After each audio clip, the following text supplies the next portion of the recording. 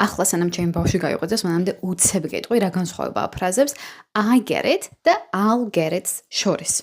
ნუ თითქოს ხო მარტივია, ერთი არის present, ანუ აწმყოში, მეორე არის მომავალში. თუმცა, როდესაც ვამბობთ I get it, ეს ნიშნავს I understand it, გასაგებია, გავიგე და უფრო ხშირად გამოიყენება I get it, ვიდრე I understand. იმიტომ რომ I get it უფრო casual English-ია და native speaker-ები ყოველდღიურობაში უფრო ხშირად გამოიყენებენ. თუმცა, როდესაც ამბობ I'll get it, ეს არ არის მხოლოდ მომავალში გავიგებ რაღაცას.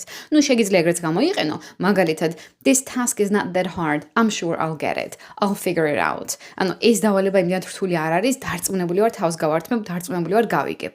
თუმცა, გინახავთ ფილმებში, რომ ვიღაცა კარზე აზარუნებს და ერთი ამბობს, "Oh, I'll get it. I'll get the door. I'll get it." ანუ მე გავაღებ, მე ვუპასუხებ. I'll get the door for you.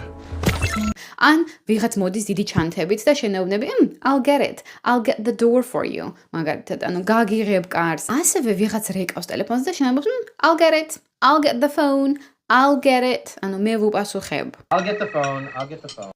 გასაგებია? ანუ I get it, I understand it. I'll get it can be I will understand something and also I'll open the door for you or I'll open the door in general or I'll answer the phone. Is that clear? თუ ეს ყველაფერი იცოდი, დამიწერე კომენტარებში. ბავშვმა გაიღვიძა. Bye.